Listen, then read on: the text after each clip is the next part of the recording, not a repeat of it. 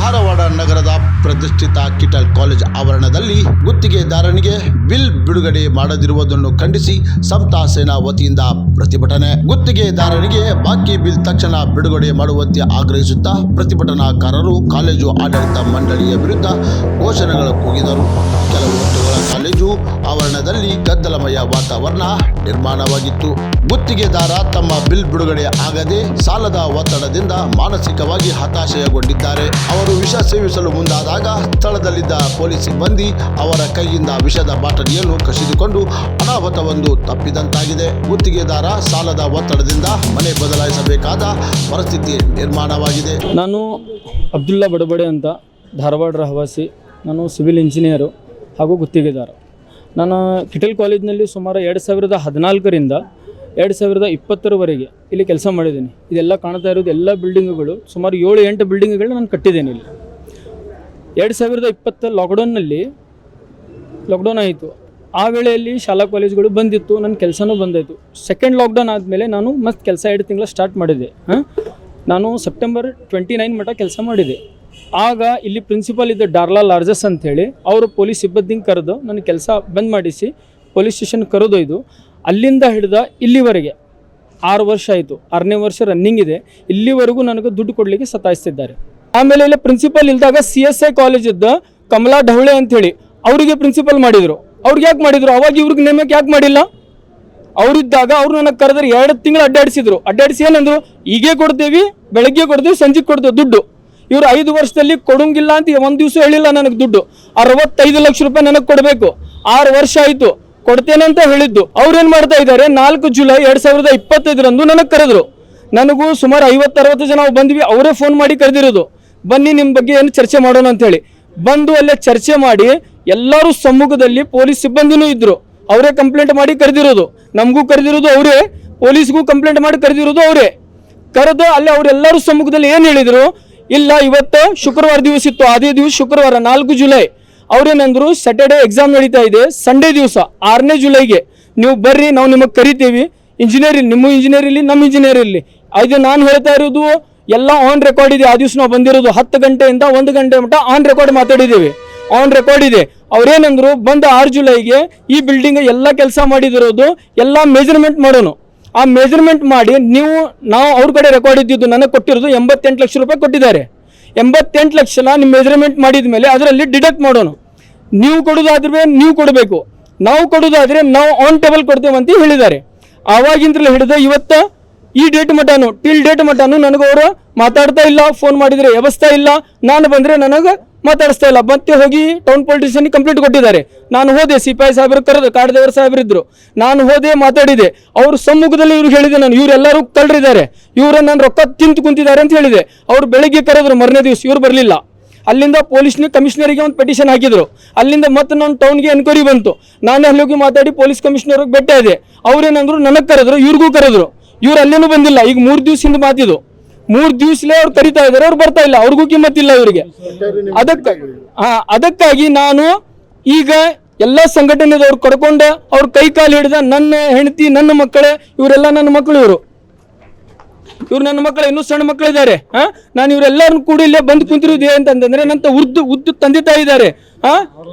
ಅವರೆಲ್ಲರದು ನಂದು ಪರಿಸ್ಥಿತಿ ಬಹಳ ಗಂಭೀರ ಇದೆ.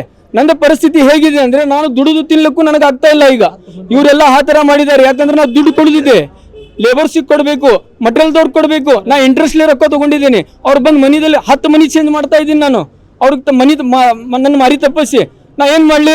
ನಾನು ಇವತ್ತು ಬಂದಿರೋದು ನನಗೆ ನ್ಯಾಯ ಕೊಡಬೇಕು, ನನ್ನ ದುಡ್ಡು ನನಗೆ ಕೊಡಬೇಕು. ಇಲ್ಲ ಅಂತಂದರೆ ನಾನು ಇಲ್ಲೇ ವಿಷ ಕುಡಿದು ನನ್ನ ಜೀವ ನನಗೆ ಸಾಕಾಗಿದೆ ಅಷ್ಟೇ. ಇಲ್ಲ ಬಿಲ್ಡಿಂಗ್ ಮೇಲಿಂದ ನನಗೆ ಅಷ್ಟು ಯಾಕೆ ನನ್ನ ಧರ್ಮದಲ್ಲಿ ಇದ್ರದ್ದು ಇದಿಲ್ಲ. ಬಟ್ ನಾನು ಏನು ಮಾಡ್ತಾ ಇದ್ದೀನಿ? ಯಾಕೆ ನನಗೆ ಎಷ್ಟು ಇದ್ರ ನಾನು ಮಾಡಲಿ? ನಾನು ಏನಂತ ಮಾಡಲಿ ಹೇಳ್ರಿ? ಇವ್ರ ನನ್ನ ರೊಕ್ಕ ತಗೊಂಡು ಕುಂತಿದ್ದಾರೆ. 6 ವರ್ಷ ಆಯಿತು ಸತಾಯಿಸಾಕತ್ತೆ. ಇನ್ನು ಎಷ್ಟು ಸತಾಯಿಸ್ತಾರೆ? ನಾನು ಏನು ಹೇಳಿದೆ? ನಾನು ತಂದಿರೋದು ಬಿಲ್ ಇದಾವೆ, ಅದನ್ನ ರೊಕ್ಕ ನಿಮ್ಗೆ ಕೊಡೋಕ್ಕಾಗಿಲ್ಲ. ಮೆಜರ್ಮೆಂಟ್ ಮಾಡ್ರಿ, ಕಣ್ಣು ಮುಂದಿದೆ ಬಿಲ್ಡಿಂಗ್, ಭೂಮಿ ಒಳಗಿಲ್ಲ, ಭೂಮಿ ಮೇಲೆ ನಿಂತಿದೆ. ಮೆಜರ್ಮೆಂಟ್ ಮಾಡಿ ನನ್ನ ದುಡ್ಡು ನನಗೆ ಕೊಡ್ರಿ ಅಂದ್ರೆ ಆಗ್ತಾ ಇಲ್ಲ ಇವರಿಗೆ. ಅದಕ್ಕೆ ನಾನು ಮಾಧ್ಯಮ ಮುಖಾಂತರ ಎಲ್ಲರಿಗೂ ನಾ ಕೇಳ್ಕೊಳ್ಳೋದು ಏನಂದ್ರೆ, ದಯವಿಟ್ಟು ನನಗೆ ನ್ಯಾಯ ಕೊಡಿಸಿ, ನನ್ನ ದುಡ್ಡನ್ನು ನನಗೆ ವಾಪಸ್ ಕೊಡಿಸಿ.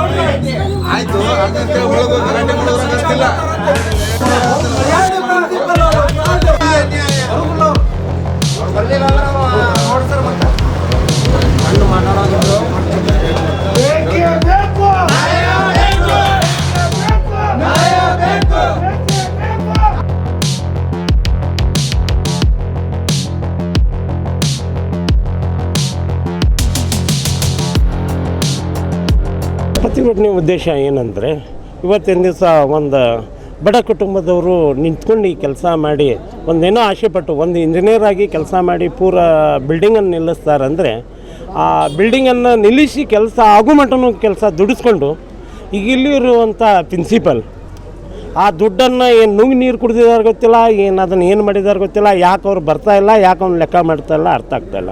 1,20,00,000ಕ್ಕಿಂತ ಜಾಸ್ತಿ ಆಗುವಂಥ ಅಮೌಂಟು ಇಲ್ಲಿ ಇರುವಂಥ ಪ್ರಿನ್ಸಿಪಲ್ರು ಮತ್ತು ಇಲ್ಲಿರುವಂಥ ಆಡಳಿತ ಕೊಡಬೇಕದು. ಅದನ್ನು ಕೊಡೋದನ್ನು ಬಿಟ್ಟು ಅದೇನಂತಾರ ಸಣ್ಣ ಮಕ್ಕಳ ಆಟ ಆ ರೀತಿಯಲ್ಲಿ ಅವರು ಆಫೀಸ್ನಲ್ಲಿ ಕುಂತ್ಕೊಂಡು ಒಂದು SSLC ಫೇಲ್ ಇರುವಂಥ ಒಂದು ಪ್ರಿನ್ಸಿಪಲ್ನ ಆ ಜಾಗ ಕುಂದಿರಿಸಿದ್ದಾರೆ ಅಂದರೆ ಯಾವ ಲೆಕ್ಕಕ್ಕೆ ಬಂದು ಈ ಜಾಗದಲ್ಲಿ ಕುಂತಿರ್ಬೋದು ಅವರು ಪ್ರಿನ್ಸಿಪಲ್ ಸಾಹೇಬರು.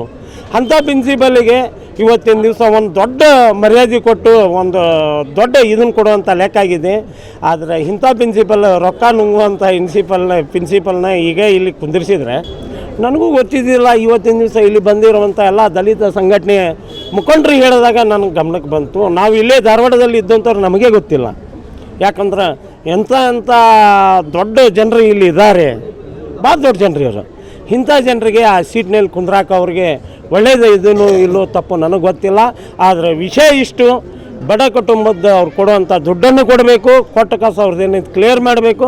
ಮಾಡದೇ ಇದ್ದಲ್ಲಿ ನಾನು ಇವತ್ತಿನ ದಿವಸ ಒಂದು ಮಾತನ್ನು ಇಲ್ಲಿ ಹೇಳ್ತಾ ಇದ್ದೀನಿ. ಸಮತಾ ಸೇನಾ ಸಂಘಟನಾಕಾರರು ಎಲ್ಲರೂ ಜೊತೆಗೆ ಸೇರ್ಕೊಂಡು ಒಂದು ಮಾತು ಹೇಳ್ತೀವಿ, ಇಲ್ಲಿಂದ ಜಗಾಂತರಿ ಬಿಟ್ಟು ಹೇಳಲ್ಲ.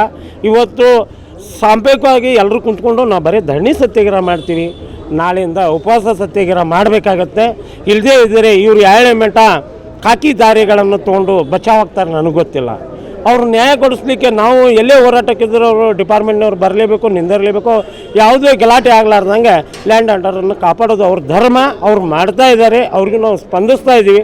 ನಮ್ಗೆ ಕೇಳೋದು ಕ್ವಶನ್ ಇಷ್ಟೇ, ಅವ್ರು ಕೊಡೋ ಅಂಥ ದುಡ್ಡನ್ನು ಅವ್ರಿಗೆ ವಾಪಸ್ ಕೊಡಬೇಕು. ಕೊಟ್ಟು ಕಾಸು ಅವ್ರದ್ದು ಏನಿದ್ರು ಮೆಜರ್ಮೆಂಟ್ ಮಾಡೋದಿದ್ರೆ ಈಗಿಂದಿಗೆ ನಮ್ಮ ಕಣ್ಣೆದುರುಗಡೆ ಮಾಡಬೇಕು. ಒಬ್ಬನೇ ಬರೋದ್ನಲ್ಲಿ ಅವ್ನಿಗೆ ಚೀತು ಮಾಡಿ ನಾಯಿಗತ್ತೆ ಮಾಡ್ತಾ ಇದ್ದಾರೆ. ದುಡಿಸ್ಕೊಳ್ಳೋ ಟೈಮ್ನಲ್ಲಿ ಅವ್ನು ಭಾಳ ಒಳ್ಳೆಯವನಿದ್ದ, ಈಗ ರೊಕ್ಕ ಕೇಳಾಕತ್ತಂಗೆ ಅವ್ನು ಭಾಳ ಕೆಟ್ಟವನಾಗಿದ್ದಾನೆ. ಈ ಸಂಸ್ಥೆ ಹೆಸರನ್ನು ಇವ್ರು ಕಡಿಸ್ತಾ ಇದ್ದಾರೆ. ಇಂಥ ಪ್ರಿನ್ಸಿಪಾಲನ್ನು ಇಲ್ಲಿಂದ ಕಿತ್ತೊಗಿಬೇಕು. ಕಿತ್ತೋಗೋದು ಆ ಜಾಗದಲ್ಲಿ ಬೇರೆದವರು ಒಳ್ಳೆ ಪ್ರಿನ್ಸಿಪಾಲನ್ನು ಕುಂದಿರಿಸ್ಬೇಕು. ಇಲ್ಲಿ ಇರುವಂಥ ಒಂದೊಂದು ರೂಪಾಯಿ ಪೈಸದ್ದು ಲೆಕ್ಕ ತೊಗೋಬೇಕು. ಆ ಮನುಷ್ಯನ ಹತ್ರ ತೊಗೊಂಡು ಬಡ್ರದ್ದು ಯಾರ್ಯಾರ್ದು ಏನೇನಿದೆ ಅದನ್ನು ಕ್ಲಿಯರ್ ಮಾಡಿಸ್ಬೇಕು. ಮಾಡದೇ ಇದ್ದಲ್ಲಿ ಈಗ ಬರೀ ಇದು ದುಡ್ಡಿನ ವ್ಯವಹಾರ ಆಯಿತು. ದುಡ್ಡನ್ನು ಬಿಟ್ಟು ಇಂಥವು ಏನೇನು ಅದಾವ ಅದ್ರ ಬಗ್ಗೆ ನಾವು ಎನ್ಕ್ವೈರಿ ಮಾಡ್ತೀವಿ ಎಲ್ಲರೂ ಸೇರ್ಕೊಂಡು ಸಂಘಟನೆದವರು. ನಾಳಿಂದ ಇವ್ರಿಗೆ ನಾವು ಬೆನ್ನು ಹತ್ತಿದ್ದೀವಿ. ಆದರೆ ಈ ದುಡ್ಡು ಈ ಲೆಕ್ಕಾಚಾರ ಇವತ್ತೇ ಮುಗಿಬೇಕು. ಮುಗಿದೇ ಇದ್ದಲ್ಲಿ ಇದು ಉಗ್ರವಾದ ಹೋರಾಟನ ಇವತ್ತಿನ ಚಾಲನೆ ಮಾಡ್ತೀವಿ. ನಮಸ್ತೆ.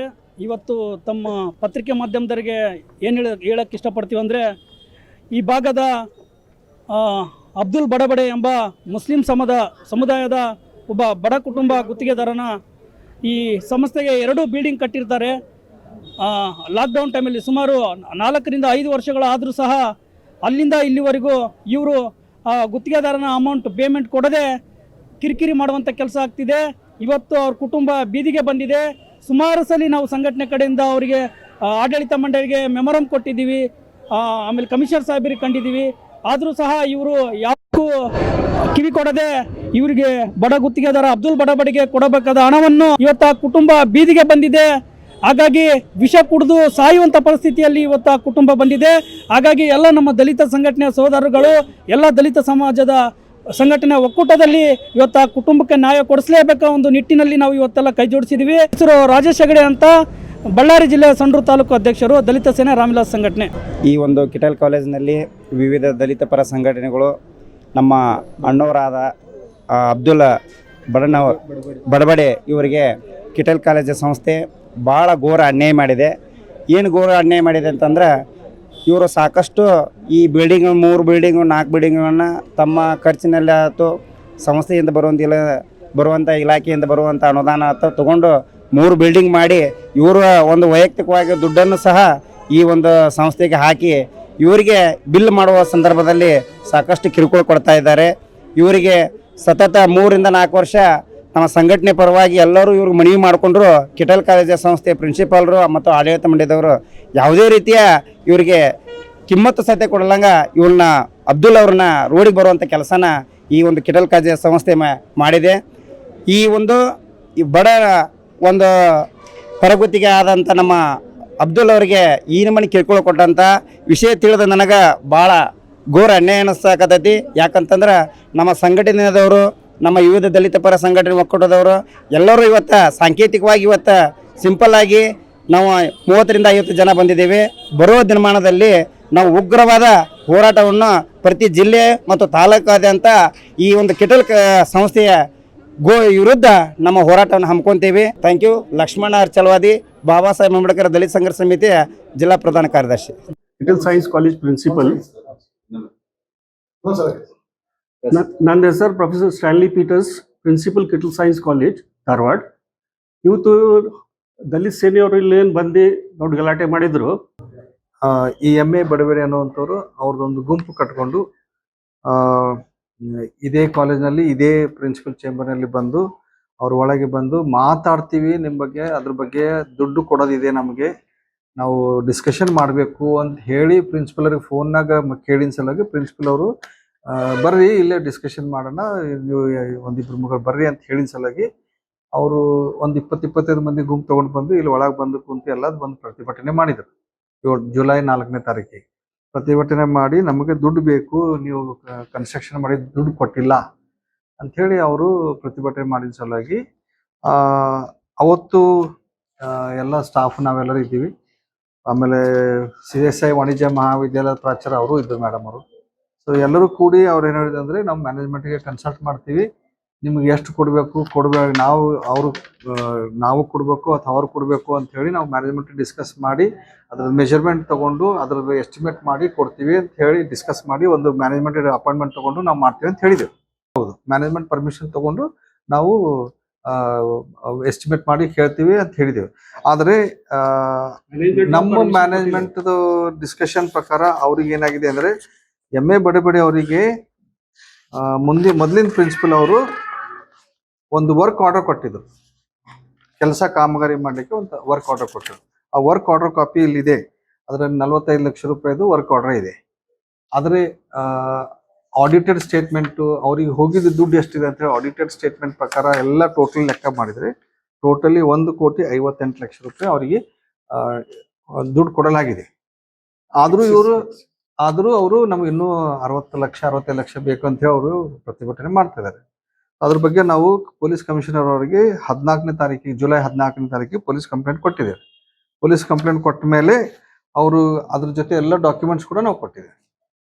ಎಷ್ಟೆಷ್ಟು ವರ್ಕ್ ಆರ್ಡರ್ ಎಷ್ಟಿದೆ, ಆಮೇಲೆ ಅದು ಎಷ್ಟು ಪೇಮೆಂಟ್ ಆಗಿದೆ, ಎಲ್ಲ ಡಾಕ್ಯುಮೆಂಟ್ಸ್ ಕೊಟ್ಟ ಮೇಲೆ ಕಮಿಷನರ್ ಅವರು ಇಲ್ಲಿ ಟೌನ್ ಪೊಲೀಸ್ ಸ್ಟೇಷನ್ಗೆ ಅವರಿಗೆ ಕರೆಸ್ಪಾಂಡ್ ಮಾಡಿ ಲೆಟರ್ ಕಳಿಸಿದ ಮೇಲೆ ಟೌನ್ ಪೊಲೀಸ್ ಸ್ಟೇಷನ್ದವರು ನಾವು ಪ್ರಿನ್ಸಿಪಲ್ ಅವರಿಗೆ ಕರೆಸಿ ಅವ್ರಿಗೆಲ್ಲ ತೋರಿಸಿದ ಮೇಲೆ, ಅಂದರೆ ಅವರು ಏನು ಹೇಳಿದ್ರೆ ಪೊಲೀಸರು, ನೀವು ನಿಮ್ದೇನೇ ಕ್ಲೇಮ್ ಇದೆಲ್ಲ ಕೋರ್ಟಿಗೆ ಹೋಗಿ ಕ್ಲೇಮ್ ಮಾಡ್ಕೊಡ್ರಿ, ಇಲ್ಲಿ ಕಾಲೇಜ್ನಾಗ ಹೋಗಿ ಇನ್ನೊಂದ್ಸಲ ಹೋಗಿ ಗದ್ದಲ ಮಾಡ್ಬೇಡ್ರಿ ಅಂತ ಹೇಳಿದ್ದಾರೆ. ಇದು ಯಾವಾಗ, ಇದು 2-10 ಅಕ್ಟೋಬರ್ಗೆ ಪೊಲೀಸರು ಅವರಿಗೆ ನೋಟಿಸ್ ಕೊಟ್ಟಿದ್ದಾರೆ, ನಮಗೆ ಬರೆದು ಕೊಟ್ಟು ಕಾಪಿ ಕೊಟ್ಟಿದ್ದಾರೆ.